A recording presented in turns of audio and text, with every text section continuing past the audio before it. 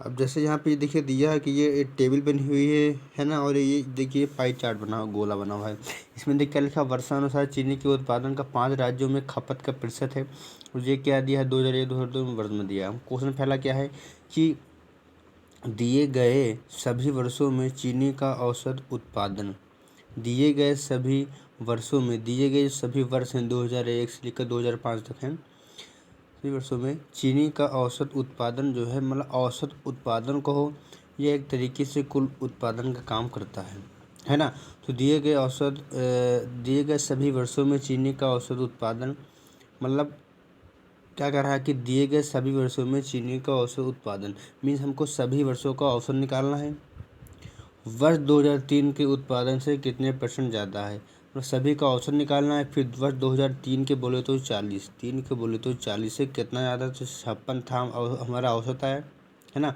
60, 70, 40, 30, 80 का हमने वो निकाला, क्या एवरेज निकाला, औसत निकाला, जोड़ के भाग गया, है ना। तो कितना आया, तो हमारा 56 आ गया। और हमको इस दिए गए सभी वर्षों में चीनी का औसत उत्पादन वर्ष 2003 के उत्पादन से कितने परसेंट ज़्यादा था। तो 2003 में कितना हमारा, 2003 हमारा कितना है, 2003 हमारा 56 है। देखिए वर्ष 2003 में हमारा 40 था, अच्छा, और जो है क्या कर रहा है, और हमारा औसत कितना है, 56 आया। तो यहाँ से कितना कम है ना। ये क्वेश्चन क्या कर रहा है कि दिए गए औसत उत्पादन जो है, मतलब सभी वर्षों का औसत उत्पादन 2003 के औसत उत्पादन से कितना ज़्यादा है। तो 2003 का 40 है, 2003 से मतलब 40 से कितना ज़्यादा है, 56 ज़्यादा है। 40 से कितना ज़्यादा, तो 16 ज़्यादा है। कहाँ से ज़्यादा है, 40 से ज़्यादा है ना। तो गुणे 100 कर दिया। अब हमको नेक्स्ट क्वेश्चन क्या कर रहा कि वर्ष 2005 में राज्य ए में चीनी की खपत क्या थी। तो वर्ष 2005 में कितना, 80 है, और यहाँ पे कितना है, 80 का 15% निकाल दिए, हमारा आंसर आ जाएगा। तो वही वो कह रहा है कि वर्ष 2005 में राज्य ए में चीनी की खपत क्या थी। तो वर्ष 2005 में देखिए 80 है, और ए में कितना परसेंट है, 15% है। तो इसका निकाल तो कितना है हमारा, 12,000 टन। अब जैसे लिखा वर्ष 2004 में राज्य डी में तथा वर्ष 2003 में राज्य ई में खपत की गई चीनी की मात्रा का अनुपात क्या था। देखिए वर्ष 2004 में, वर्ष 2004 के राज्य डी में, तो वर्ष 2004 का 30 है, 30 यहाँ से आ गया है ना। वर्ष 2004 के 30 की डी में, तो मतलब 30 गुणे 12%। तो ये देखो 30 गुणे 12%, आगे क्या कर रहा है, 2003 में राज्य ई के, 2003 में बोले तो 40, ई के बोले तो यहाँ पे 18% है ना। तो है बराबर कर दिया। बराबर इसलिए करते क्योंकि हम जानते हैं कि ए बराबर बी लिखो या ए अपन बी लिखो, ये अनुपात ही होता है ना, इसलिए। तो यहाँ से 1:2 होगा। जैसे आगे अगल क्या लिखा है, दिए गए सभी वर्षों में चीनी का औसत उत्पादन वर्ष 2005 में राज्य बी में खपत की गई चीनी की मात्रा से कितने परसेंट ज़्यादा था। देखिए हमने दिए गए सभी वर्षों का चीनी का औसत उत्पादन ने 56 निकाला था, पर यहाँ से ही है ना। तो आगे क्या क्या कह रहा है कि वर्ष 2005 में राज्य बी में, वर्ष 2005 में 80, और राज्य बी में तो 80 गुणे 25 है ना। इसका निकाल ले कितना, 20 है। तो यहाँ से कितना ज़्यादा है ना, कितना ये ज़्यादा है ना। क्वेश्चन कह रहा है कि मतलब दिए गए सभी वर्षों का औसत उत्पादन जो है 2005 में राज्य बी में कितने परसेंट ज़्यादा है। तो 56 ये आया है, कितना ज़्यादा है, 36 ज़्यादा है। कहाँ से ज़्यादा है, 20 से ज़्यादा है ना। तो इसलिए 20 कर दिया, गुणे में 180% आ गया हमारा। यहाँ पे क्या लिखा है, दिए गए सभी वर्षों में राज्य बी में औसत खपत क्या थी। मैंने आपको बताया था कि दिए गए सभी वर्षों को हो या कुल वर्षों को हो या औसत को, बात देखिए है ना। तो हम औसत सभी वर्ष का औसत निकाल ही चुके हैं। यहाँ पे क्या लिखा है कि दिए गए सभी वर्षों में राज्य बी की औसत खपत क्या थी।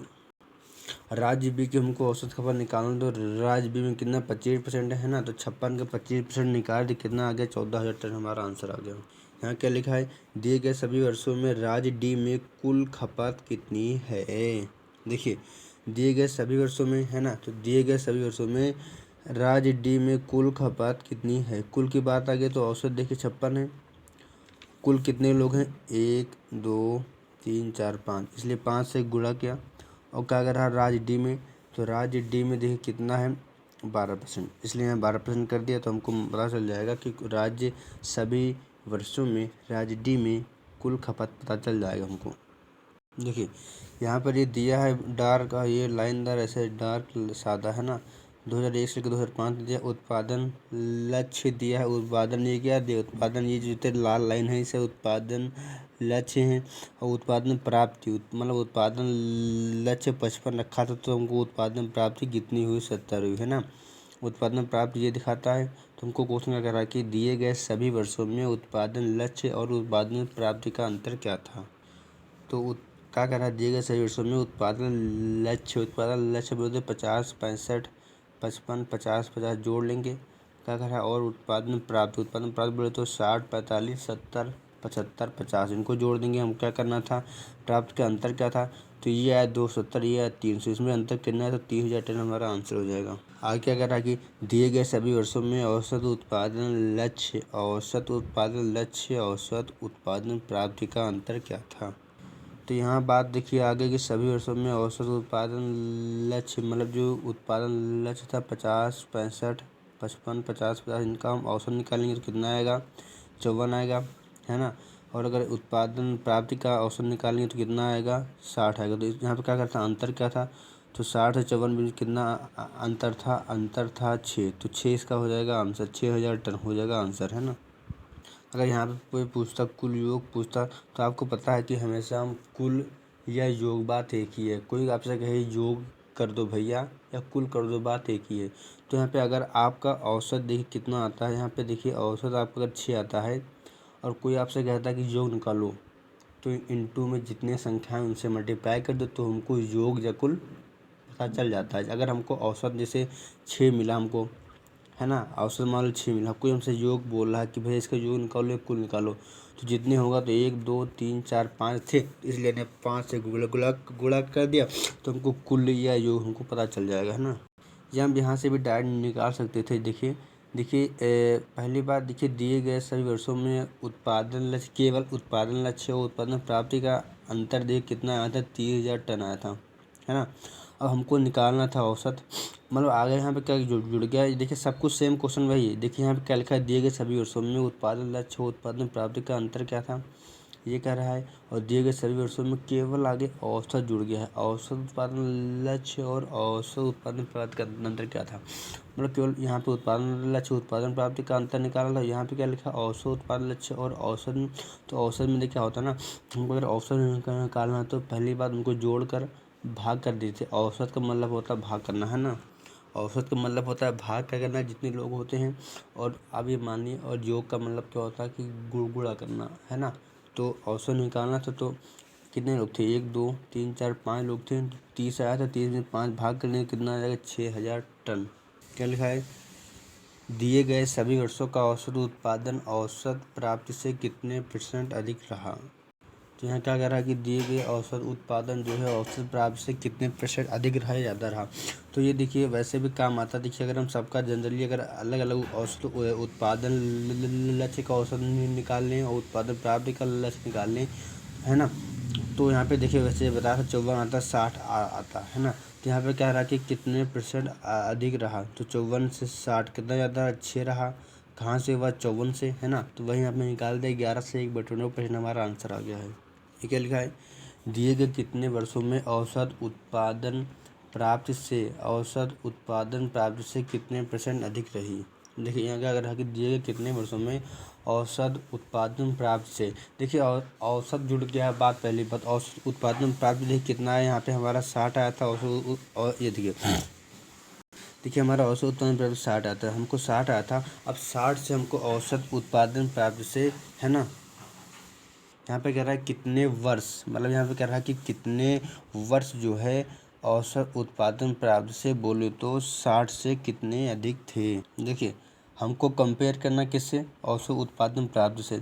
और औसत उत्पादन प्राप्ति कौन सा है, ये प्लेन वाला है, तो ये देखिए प्लेन वाला आपको ध्यान देना है।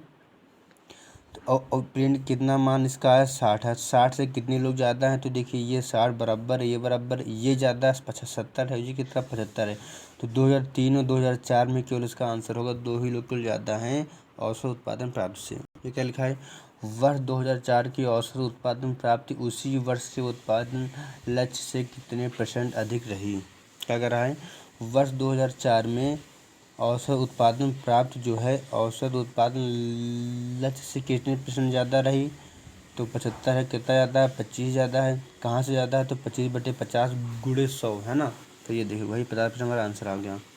देखिए राज्यपाल का उल्लेख अनुच्छेद 153 प्रांतीय मंत्री परिषद। देखिए 153 में 10 जोड़ेंगे कितना आ गया? 53 में 10 जोड़ेंगे 63। 53 में 10 जोड़ेंगे 163। तो 163 में किसका उल्लेख है? प्रांतीय मंत्री परिषद का उल्लेख है। 163 में 1 जोड़ ले कितना? 164। तो 164 में किसका उल्लेख है? 64 में उल्लेख है मुख्यमंत्री का। 164 में जोड़ देंगे तो हो जाएगा 165। क्या है? महाधिवक्ता। कहने का मतलब है 153 में राज्यपाल, 163 के क्लॉज फर्स्ट में वही प्रांतीय मंत्री परिषद है ना। उसके बाद 53 10 63, 63 फिर 64 65। 64 में कौन सा है? तो देखिए पहले प्रांतीय मंत्री परिषद क्या है? 63 में आ गया। फिर 64 में मुख्यमंत्री हैं और 65 में कौन है? महाधिवक्ता हैं। देखिए विधान परिषद का उल्लेख अनुच्छेद 169 में निर्माण की बात की गई है और अनुच्छेद 171 में उसके आकार की बात की गई है। देखिए 0 से 14 वर्ष तक की आयु के बच्चों को मतलब पढ़ाई के लिए भैया हमें क्रीम पाउडर लगा के स्कूल भेजते हैं। वो कौन सा संशोधन का पालन कर रहे हैं माता पिता? वो 86वां संविधान संशोधन 2002 का पालन कर रहे हैं। जो आंगनबाड़ी में आप देखते हैं, आंगनबाड़ी में जो बच्चों को भेजते हैं वो अनुच्छेद 45 में उसी का उल्लेख है ना। अब ये दो सिद्धि के समान में समान संरक्षण, ये सिद्ध बोले तो अनुच्छेद 20 है ना।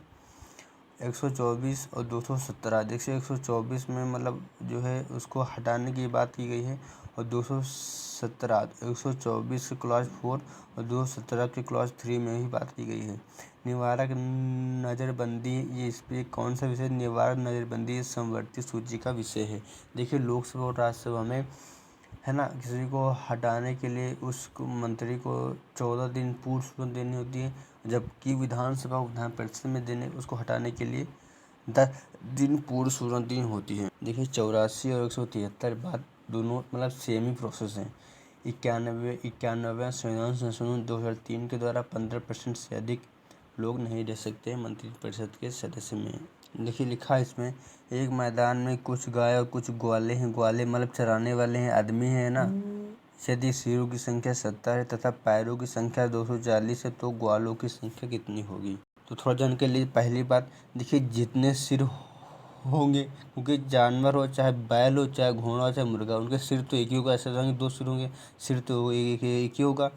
कहने का मतलब सिरों की संख्या 70 है। मतलब कुल जो है यहाँ पे कह रहा है मैदान में कुछ गाय और कुछ ग्वाले हैं। मतलब मैदान में कुछ गाय हैं और कुछ ग्वाले हैं है ना। यदि उनमें मतलब गिनती की गई, यदि सिरों की संख्या 70 है या सिरों की कुल संख्या 70 है मतलब, और पैरों की संख्या कितनी है? 240 है। तो सिर्फ 70 में पता चल गया कुल 70 लोग हैं। मतलब कि 70 के अंदर ही मतलब पूरा सिस्टम बस 70 के अंदर ही कुछ गाय होंगी कुछ गाय होंगी, कुछ गाय होंगे कुछ ग्वाले होंगे है ना।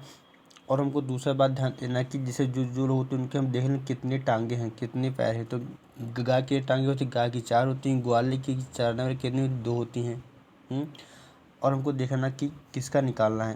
कह रहा है ग्वालों की संख्या कितनी होगी, तो किसका निकालना है? ग्वालों की संख्या। देखिए ये मेन बेस होता है टांग के ऊपर, पैर पे बेस होता है। हमको निकालना कि तो ग्वालों की संख्या कितनी होगी। देखिए ग्वालों की संख्या निकालना है तो बराबर देखिए हमको हमेशा ही आप देखिए इसमें मेन काम करते हैं पैर पे या टांगों पे काम करते हैं। देखिए ग्वालों संख्या निकालना है तो हमेशा हम याद कर लीजिए आप, कुल पैरों की संख्या माइनस जिसके निकालना है उसके नहीं, दूसरे जो 2 दिया होगा उसी को माइनस कर दो। सिर्फ ग्वालों को निकालना है बराबर कुल पैरों की संख्या माइनस कुल गायों की संख्या। मतलब 2 ही लोग दिए होंगे, या तो गाय और ग्वाले। हमको ग्वाले के निकालना है ना। तो कुल पैरों की संख्या माइनस ग्वालों का निकालना, तो जो दूसरा अन्य है उसको माइनस कर दो। तो और बटे में पैर का अंतर क्या नहीं, मतलब जो उसकी टांगे 4 होती है उसकी 2 होती है उसका अंतर लिख लेंगे। तो उसी तरह कुल पैर कितने हैं अपने, तो कुल पैर यहाँ देखिए 240 हैं, 240 लिख दिया माइनस कुल है ना। कुल गायों की संख्या, कुल गाय देख कितने हैं है ना। कुल गाय अगर यहाँ पे बात कर ले हम, कुल गाय कैसे निकालेंगे? तो सिर के कितने 70 है ना। सिर यहाँ पे कितने हैं 70 हैं और गाय के पैर कितने होते 4 होते हैं। तो 70 7 कितना होगा 28 हो गया। बटे में इनका क्या है पैर का अंतर, तो 4 से 2 जगह अंतर कर देंगे तो यहाँ 2 आ जाएगा है ना। देखिए लिखा कुल पैरों संख्या, तो यहाँ पे पैरों की संख्या देखिए टांगे की संख्या कुल 240 तो दिया है, 240 लिख दिया। पर मेन बात है कुल गायों की संख्या निकालने का। कुल गायों की संख्या कैसे निकालने का, तो कुल गायों की संख्या मैंने आपको इसलिए पहले बताया था कि कुल सिर कितने 70 हैं, मतलब 70 गाय हैं है ना। तुमको निकालना कुल गायों की संख्या, जब 70 से गुणे 4 कर देंगे तो कुल गाय पता चल जाएगा हमको, और बट्टे में 2 कर देंगे, है ना। जैसे यहाँ पे पी परसेंटेज क्यू का अर्थ है कि पी पिता है, क्यू क्यू की बहन है मतलब पी बहन है ना। फिर क्यू मतलब पी पुत्री है। तो उन्होंने लिख दिया कि अलास का अर्थ पिता, इसका अर्थ है बहन, इसका अर्थ है पुत्री, है ना। का क्या निकालना है, पी एस की बहन का पति है। पी जो है क्या है, एस की बहन का पति है। तो यहाँ पे देखिए पुत्री पुत्री आ गया, इसलिए पहले ही गलत हो गया। अब हमको यहाँ से तो चेक कर लेंगे हम, है ना। यहाँ क्या लिखा है, एक लंबकोणीय समांतर षष्ठ फलक के विभिन्न रंगों के 6 फलक हैं, है ना। 6 फलक दिए हैं, 1 2 3 4 5 6। जैसे ये अगर ऊपर का है तो इसका अपोजिट कौन सा है, इसका ये नीचे वाला, क्योंकि यहाँ पे बना नहीं सकते इसलिए मैंने 2 बना दिया है ना। और ये अगर इस साइड है तो इसका अपोजिट कौन सा है, इसके अपोजिट जो है ये वाला है, मतलब इसके उस साइड वाला है। और इसके जो अपोजिट है उस साइड होगा तो, है ना। तो हमने इस साइड बना दिया है, मतलब इसका ये अपोजिट है, ये वाला इस साइड वाला अपोजिट है। और इसका जो है, इसका जो विपरीत है, इसका जो है इसका विपरीत कहो या सम्मुख हो ये है, और इसका जो है विपरीत कहो या सम्मुख हो ये है। क्वेश्चन क्या कहेगा कि लाल फलक काले फलक के सम्मुख है। तो जो लाल फलक है वो काले फलक के सम्मुख कहो या विपरीत कहो, बात एक ही है। नीला फलक सफ़ेद फलक के निकटवर्ती है। नीला फलक सफ़ेद फलक के निकटवर्ती देखिए हो गया, है ना। क्या था कि भूरा फलक नीले फलक के निकटवर्ती है। जो भूरा फलक जो है नीले फलक के क्या है, भूरा फलक नीले फलक के निकटवर्ती है। और लाल फलक अधोमुखी, मतलब लाल फलक जो सबसे ऊपर है तो लिखा ही है। तो इनमें से कौन सा फलक जो है भूरे फलक के विपरीत या सम्मुख होगा। तो भूरे फलक के विपरीत मतलब मैंने बताया था आपको कि इसका सिस्टम इससे तो सफ़ेद होगा। तो सफ़ेद का होगा, इसका सफ़ेद हो जाएगा इसका आंसर। जिससे यहाँ पे सब सिस्टम दिया हुआ था। तो जब तक जेंडर का कंफर्म नहीं होता है ना, जब तक जेंडर का कंफर्म नहीं होगा तब तक हम नहीं कह सकेंगे कि किसका कौन लगेगा। तो सिंडी ही उसका आंसर होता है हमेशा। अब जैसे यहाँ पर जैसे हमको कुल लंबाई निकालना है, अगर यहाँ से टूट गया तो 13 मीटर है, और इतनी क्या 12 मीटर। तो अगर इसको अगर सीधा कर देंगे तो टोटल इतना 13 मीटर, इतना 13 मीटर इतना ही हो जाएगा। तो कुल कितना हो जाएगा, 13 12 कितना हो जाएगा, 25 हो जाएगा यहाँ पे।